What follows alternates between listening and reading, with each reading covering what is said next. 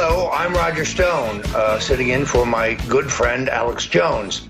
You can catch the rest of that extraordinary interview between my friend Milo and Alex Jones by going to Milo's YouTube page or the InfoWars YouTube page. I know I want to see the rest of it. It is not lost on me that last week when he appeared here on InfoWars, my friend Milo wore a vintage, genuine Bill Clinton rape whistle. A true piece of art. This is an extraordinary time to be alive because we have seen the real Donald Trump, and I like what I see. You see, first, the president very quickly put out an appropriate statement regarding the tragedy in Charlottesville. But that did not satisfy his critics. He denounced bigotry and hate, but you see, that was not sufficient. They demanded that he denounce specific groups, including white supremacists, of whom I do not know any. So I suspect this is a rather small but vocal group of haters. He did that, and then his critics wanted to know what took him so long.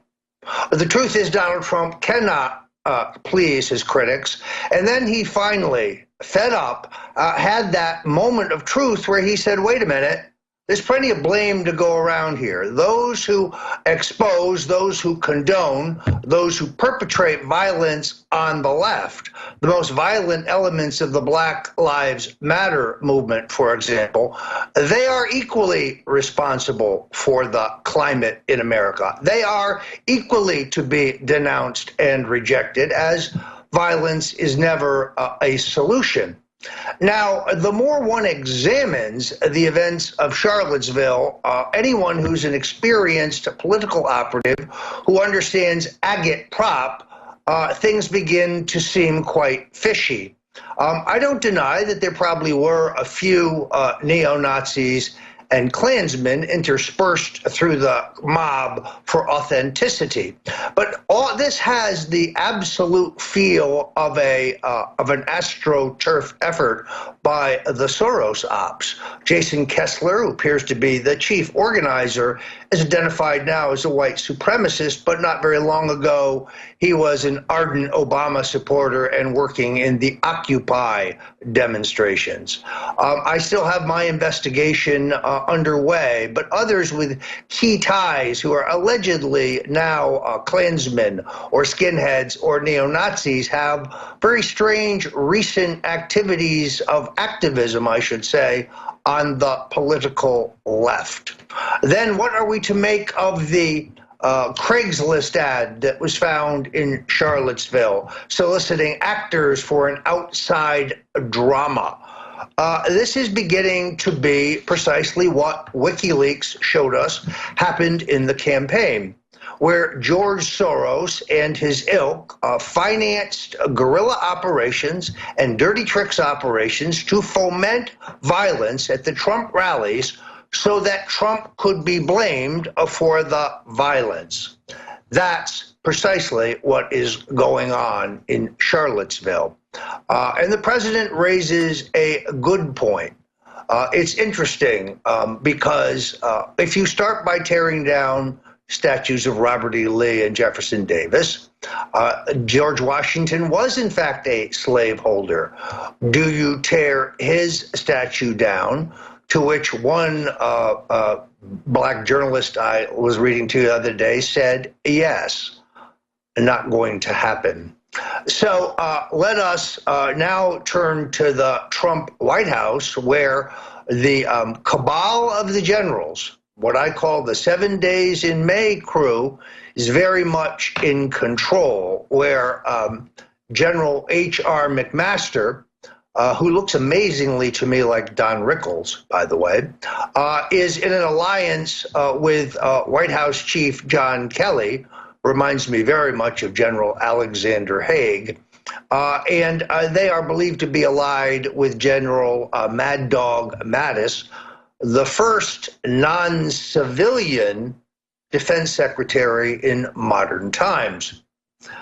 This triumvirate, which is most internationalist and globalist in its own coloration, was responsible for the ouster of Anthony Scaramucci, in that case with the active assistant of presidential strategist Steve Bannon. Now, unfortunately, Scaramucci's real sin was access to the president.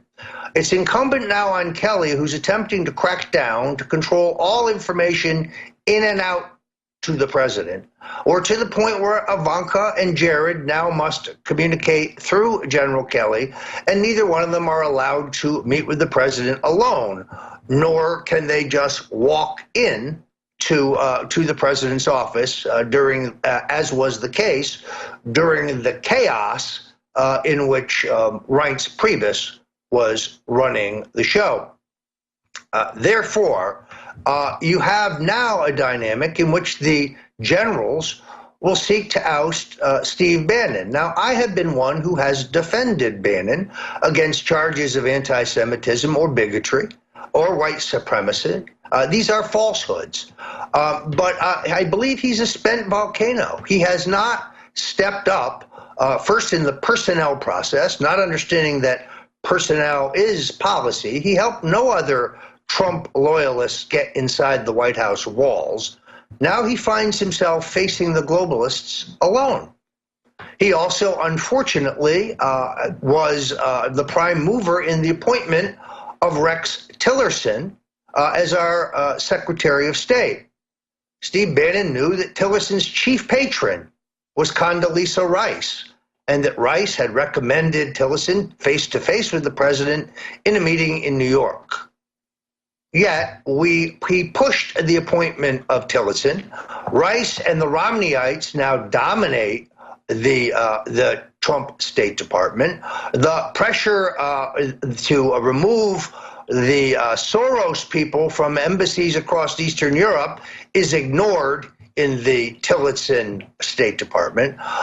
This is another example of what Steve Bannon has given us. I am deeply disappointed that he didn't tell the president that Joe Arpaio was being unfairly prosecuted, and that prosecution should be halted. Steve Bannon, who came up with a higher tax proposal, which Larry Kudlow and the other growth experts said would be a disaster for the Trump economic revolution. So it is not that I do not have affection for Mr. Bannon and his roguish style. I named him as one of the worst dressed people in the world in my 2015 Mr. Stone's best and worst dressed list. Steve wore it like a badge, showing his friends. The man does, in fact, dress like a hobo. But I think the point here is that the generals will now take Stephen Bannon out, regardless of what Roger Stone thinks one way or another, for the same reason that Scaramucci had to be removed. It's because of Steve's independent access to the president. The generals, the 7 days in May crowd, those who are closely aligned with individuals like Robert Mueller and James Comey and the permanent Washington two-party duopoly establishment, still have, in essence, a slow-motion coup afoot. The idea here is to seize control of all information, render the president impotent, and set him up for a takedown by the Lord High Executioner of the establishment. That's what's really going on in Washington. I do want to take a moment to talk to you about the fact that we need your support to keep these kind of breaking news stories front and center here at InfoWars. Looking at the most recent specials is really extraordinary. You've got these BuzzFeed specials, which is built around the whole concept of 1776. You're looking at Brain Force, right now on sale for $17.76. This is the next generation of advanced neural activity supplement. This is getting hundreds of 5-star ratings. This is one of the better products that my friends tell me about. You can also have Survival Shield X2. This is based on 200 million year old salt solutions that are found 7,000 feet below the Earth's surface. This is an excellent product, and again, 1776. If you want to find out why you need vitamin B12 and what it can do for you, the InfoWars Life Secret 12 is now also 1776. This has thousands of favorable reviews, and I highly recommend it. Remember, folks, that we don't have a George Soros in the background writing big checks. We don't have huge grants from the Rockefeller Foundation and the Ford Foundation and the Mellon Foundation. We can only depend on you. And we need you to help us use the free enterprise system and our deep belief in commerce and trade to give us the support we need for the expansion that Alex Jones has planned. New shows, new commentators, and some of the best breaking news sources now in the nation's capital will be here at InfoWars, but that kind of build-out is not cheap. So please, go to the BuzzFeed special list at the InfoWars store and look at the 1776 specials. These are crucial to move this product to help us finance the expansion that Alex Jones knows will make InfoWars even better. I'm Roger Stone, and I'll be right back. Welcome back. I'm Roger Stone, sitting in for Alex Jones. And like you, I'm intently watching the drama that is going forward in Washington. I have recently been approached by the lawyers for the House Intelligence Committee, and we are tentatively focused on testimony on September 26th. The terms of that are not yet set, but I am anxious to help clear the air on the Russian collusion delusion.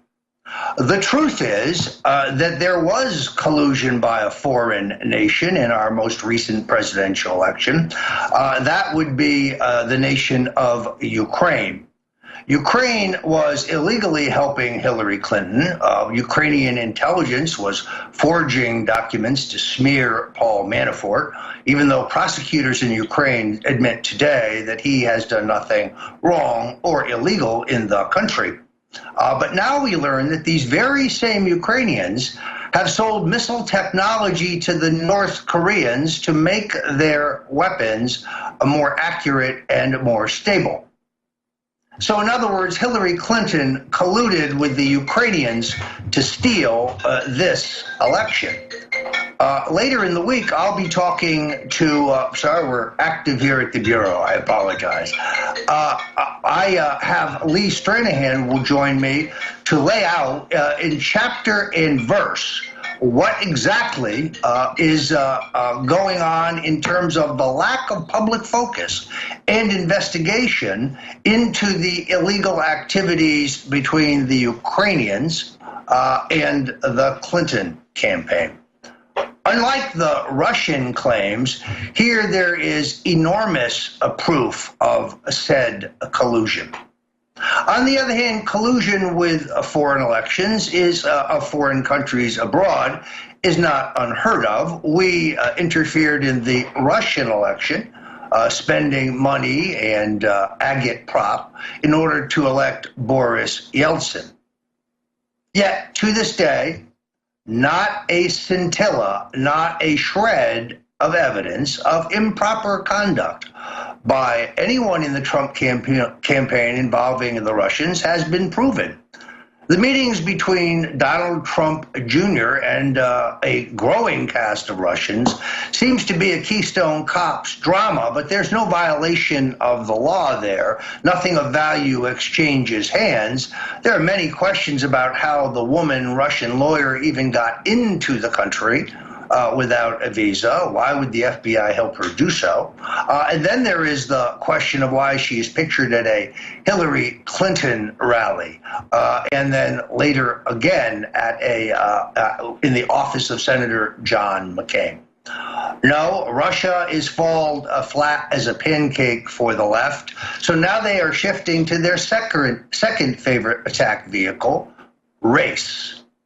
Now, that is unfortunate, but I think you're going to find that the country agrees with the president when it comes to condemning hateful demonstrators, protesters, or thugs of the left, and they must be denounced just as much as those rabble-rousers on the right.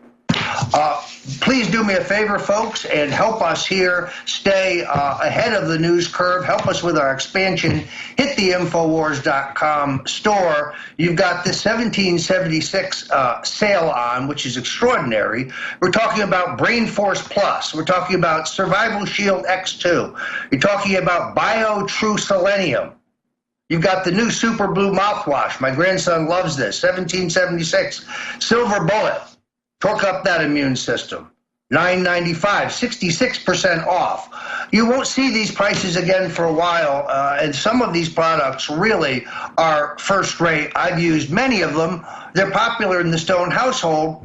I used to go to the local GNC until I figured out that the quality of the InfoWars store is really first rate. Alex Jones and his people don't put anything up for sale on the site which isn't carefully tested to be the best of its genre. So sure, you can find, male products, let us say, in the drugstore, but you will not have this quality. Help us save America. Help yourself. Go to the Infowars.com store. I'm Roger Stone, and we'll be back shortly.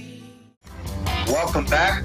I'm Roger Stone. I had the honor of going to Atlanta last weekend for a MAGA Dixie rally sponsored by Citizens for Trump. And I can say without any question that, and polls reflect this, support for the president is at an all-time high, and the intensity of his support among his supporters not only has not lost any of its luster, as it has with Hillary Clinton. If anything, the president is stronger among Republican primary voters than at any time I have seen an incumbent Republican presidency. That said, I was really heartened by the extraordinary turnout for the MAGA rally and the fighting spirit of those who attended. And you can see my pretty fiery speech, an attack on the deep state, by going to stonecoldtruth.com. I think it's worth your while. While I was in Atlanta, I had the opportunity to endorse the candidacy of Senator Michael Williams, who I believe will be joining us shortly. Now, I am going to work for Republican candidates in the 2018 cycle. I'm going to go out and support those who support the president, not the country club establishment Republican types who have cut and run on the question of health care, who don't want a corporate income tax cut as large as the president. I think the only way the president can survive his battle with the Congress is to run against both parties, to make it clear to the people that he has put forward an aggressive and dynamic program for economic growth, but the two-party duopoly, the Republicans and Democrats working together, have thwarted that plan. You see, maybe it's Trump a triangulation, but he will do himself no good by endorsing the establishment re-election candidacy of candidates like Senator Luther Strange. Nor should he listen to the party leaders who will tell him that primaries are divisive. Donald Trump is not a career politician, and he doesn't have career politician views or rules. I would argue that he should target a selected group of incumbents who have been recalcitrant about supporting his program and take the fight right to the Republican establishment. If he takes a few scalps, if he wins a few preliminary victories, believe me, Senator Mitch McConnell and Paul Ryan will wet their pants. And now I believe we have solved our technical problems, and we are pleased to have join us a gentleman who I think will be the next governor of Georgia, Senator Michael Williams. Welcome to InfoWars. Well, thank you, Roger. It's a pleasure to be here with everybody.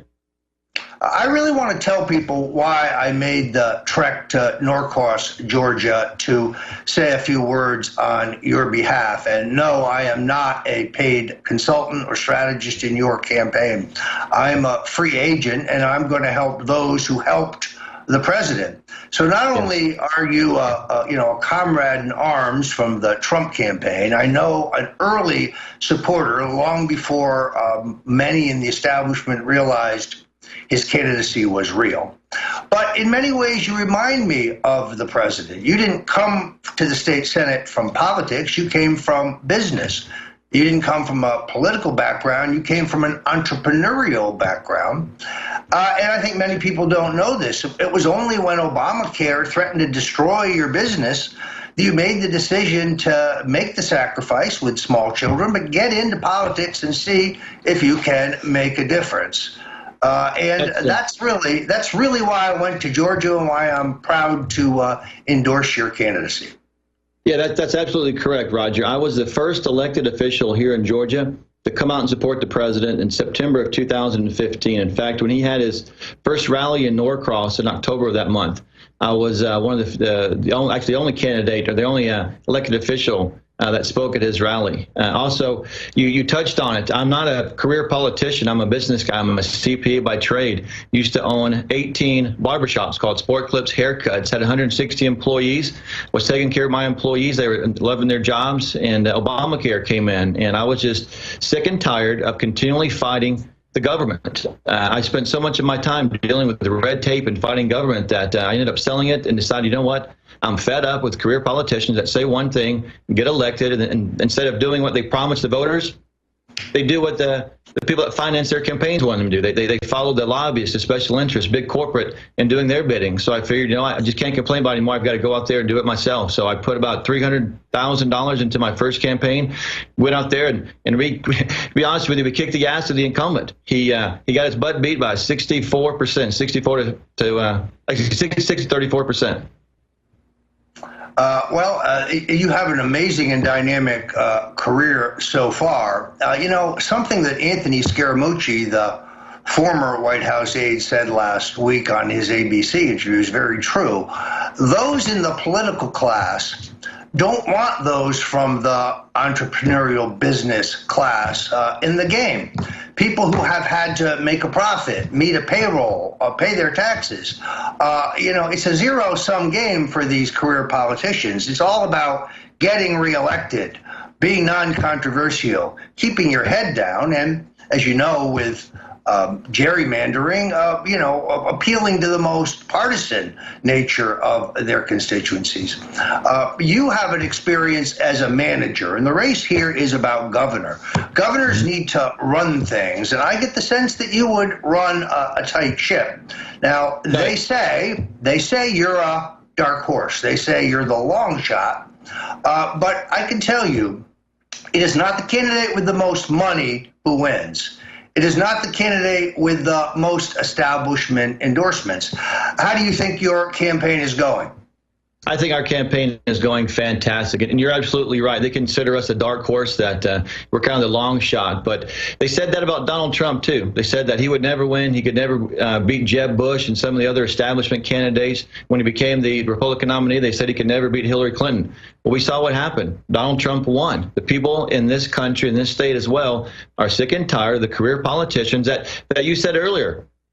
they rely on the money train that is taxes. They go into our pockets every single quarter, every single month, and take our money from us by force.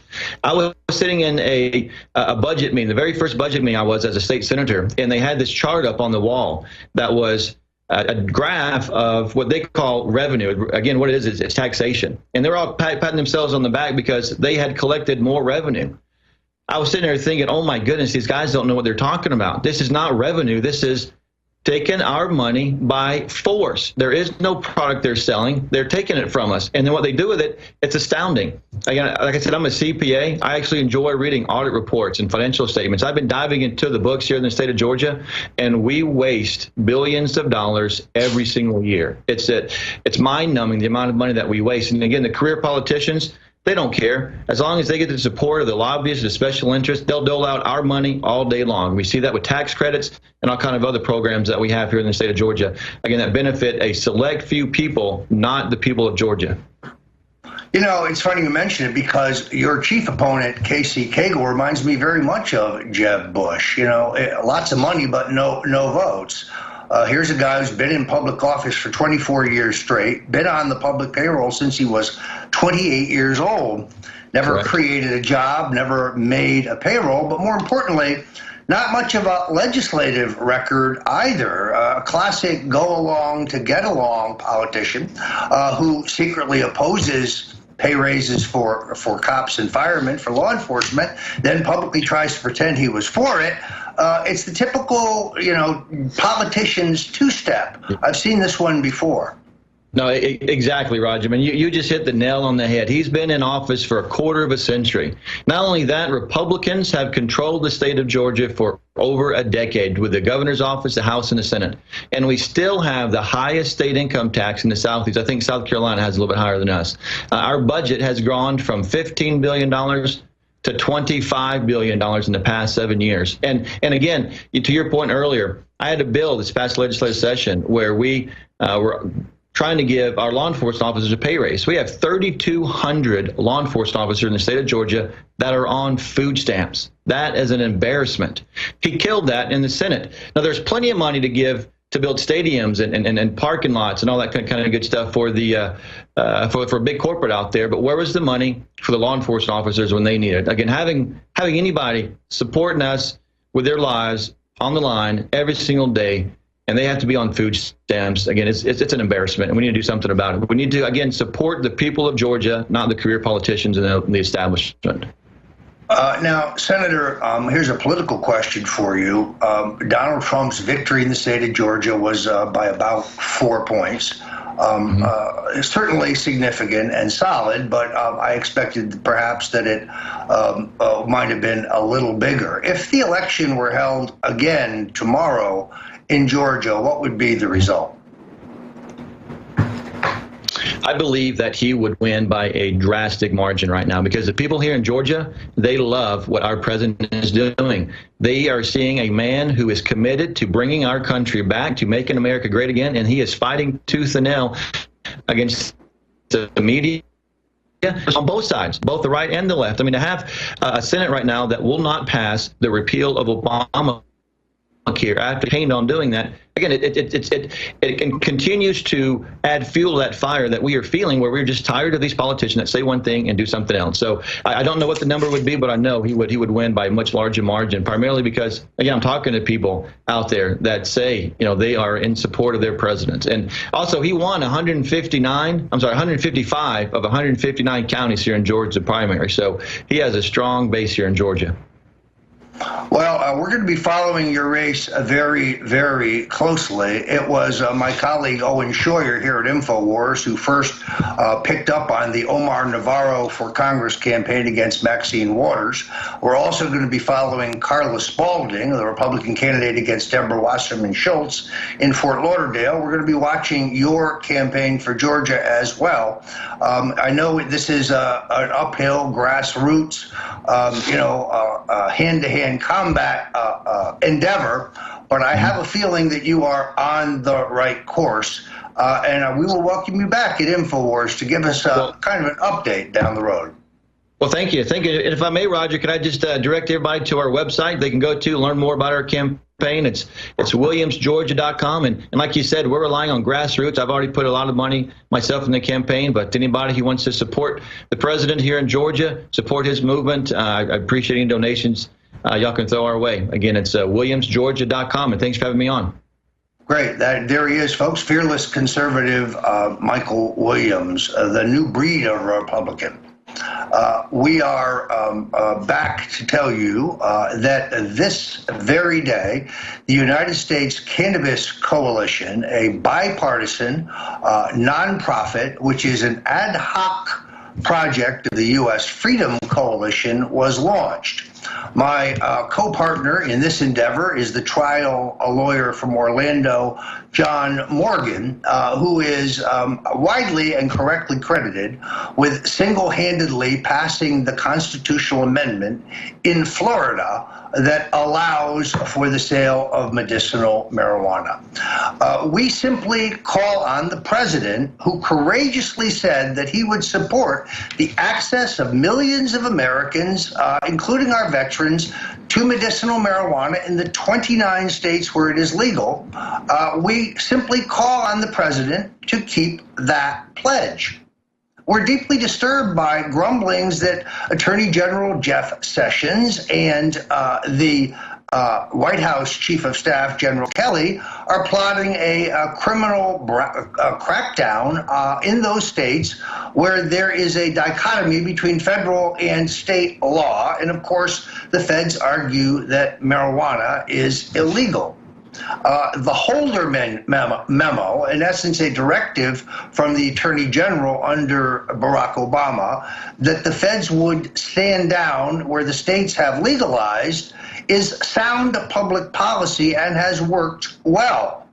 Millions of Americans have been assisted, and thousands of jobs have been created, while millions more in revenue have been generated. More importantly, opioid deaths, opioid-related crimes, and all minor crimes are down. This is a bipartisan effort, folks, Republicans and Democrats, liberals and conservatives, progressives and libertarians, working together to persuade the president to keep his pledge regarding states' rights and the states' rights to self-determination on the question of marijuana. We also support a change from the Schedule I rating of marijuana so that doctors can prescribe it for their patients who would benefit. That will be in the news, and you can go to uscannabiscoalition.org for more information. This is a great time, folks, to tell you one more time that we here really are challenged by the tech left, who would frankly use manipulation of the algorithms and all these fake news computer games to limit our reach to you. That is why we are in a fight over free press and free expression, and why I need you to go to the InfoWars store now and take advantage of these 1776 specials. Yes, you'll be helping us, but you will also be helping yourself. More importantly, you'll be helping the fight for freedom, the fight against the upcoming coup against our president who is duly elected. No one else will keep you apprised of what's going on in the coup like we here at InfoWars. Working with my colleagues, we have the best sources into the inside track around the president. So help us with your patronage by going to the InfoWars store now. Again, the 1776 specials. You will not see prices like this again soon. I thank you, and we will be back momentarily. I'm Roger Stone, sitting in for Alex Jones. Thank you very much. I'm Roger Stone. A little ZZ Top there. That's a lot of music for just three guys from Texas. Speaking of Texas, I'm headed to Austin to guest host for Alex Jones on Thursday and Friday of this week. And we're going to be laying out in greater detail the extraordinary evidence that proves Ukrainian collusion with Hillary Clinton's campaign, and, shockingly, the Ukrainian role in now supplying deadly missile technology to North Korea. We also will be talking about the Deborah Wasserman Schultz IT scandal, which grows worse by the day. You see, it is not just that Deborah Wasserman Schultz badgered the Capitol Hill police chief to get the laptops seized in the investigation into the shady Pakistani Awan brothers. It's also that Wasserman Schultz, after she was formally notified of the investigation, changed the status of one of the brothers in the system from consultant to employee to guarantee his continued access to the U.S. House of Representatives computer system. This is, of course, completely, in the view of many attorneys, makes her an accessory. Deborah Wasserman Schultz said last week that perhaps the Awan brothers, who stole data and money, are only being persecuted because of their Muslim faith. This is a race to watch because Deborah Wasserman Schultz will be opposed in the Democratic primary by a Bernie Sanders supporter, Tim Canova, and is likely to be opposed on the Republican side by an exceptional candidate, Carla Spalding, who is a single mother of three, the holders of a master's degree, a former registered nurse who was a whistleblower who uncovered corruption at the Veterans Administration. A Navy veteran, Carla Spalding will be the toughest candidate that Deborah Wasserman Schultz has ever faced. So we have an extraordinarily good amount of tough political analysis and reporting in the pipeline for the end of the week. And of course, I will be working with Gary Heaven and David Knight and others to bring you immediate reports and analysis on the situation around the president. We are in perilous times. There is, as Anthony Scaramucci told us on ABC, a cadre around the president who seek to take him out. We will keep you abreast of the entire coup. Stay tuned here at InfoWars. I'm Roger Stone. Victory or death.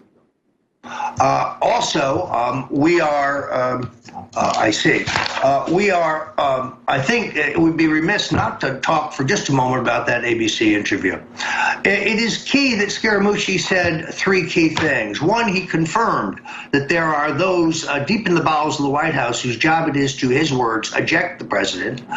He criticized Steve Bannon, which I have spoken of earlier, but he expressed some support for H.R. McMaster. Let me be clear. My criticism of Steve Bannon does not mean that I am a fan of the globalist crowd around McMaster. So, Roger Stone, again, joining you at InfoWars. Many thanks for joining us.